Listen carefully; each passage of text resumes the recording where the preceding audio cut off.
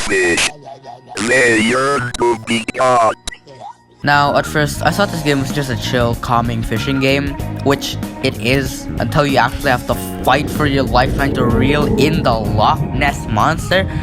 I was just trying to get a salmon, man. I do not know how it got to this point. Now, Fish is a game where you sail around fishing, doing quests, selling your fish, taking screenshots of you holding your fish before selling your fish, and overall progressing, getting better rods and other stuff. Now, I tried this game out because it looked fun. Now, I have a very weird definition of fun.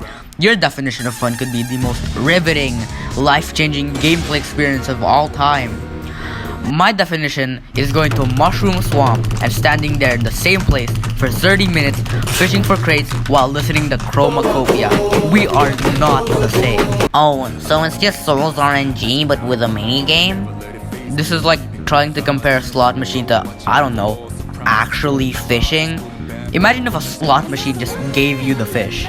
That doesn't sound like fishing now, does it? Now, this game reminds me more of a simulator than an RNG game. I think it only got lobbed into the RNG bunch because, ooh, it's RNG because you don't know if you're gonna get an anchovy or Cthulhu, the destroyer of worlds residing in the bottom of the ocean. Ooh! Now, one of the weaker points of this game is the shake mini game, where you just play a very significantly worse version of Osu, which I'll take because my ass is not playing Osu, bro. I am not playing that game. Honestly, if I had a kid, I'd rather him play Fish than Pets Go. If I let him play Pets Go, I would be in crippling debt and we would not have a roof above our heads. If I make him play Fish, on the other hand, he'll come back home with a mackerel. How do you get that? Now, I think what differentiates Fish from other RNG games and what makes it better in my opinion is its sense of community. In other RNG games, you just stand there waiting for something, just barely interacting with other players. I mean, sure, there is a community, but the most you'll get out of it is showing off the cool, epic 1 in 1 billion aura you got by hiring the price of your electricity bill. Now, this may sound stupid, but in Fish, you genuinely are fishing. You could ask a random stranger for a ride, you can go to a random island, and you can share a genuinely good time with them, catching fish and showing it off to each other. I don't care if the quote-unquote fishing is just a boring minigame. It genuinely feels like I have to work hard to get a big fish instead of just clicking a button and praying to RNGs that I get something good.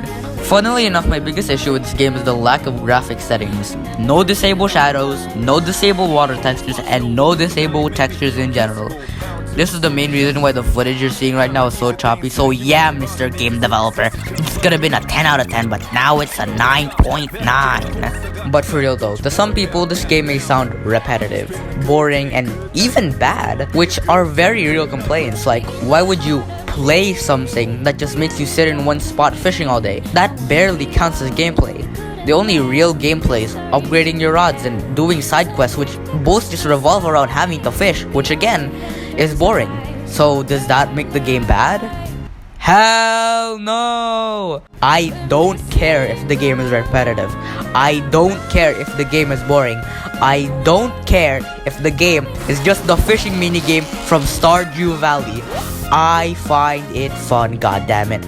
I like going to the random spots in the ocean. I like exploring the islands and talking to the NPCs. It makes me feel like a goddamn fisherman. Moral of the story, like what you want and stay fishing.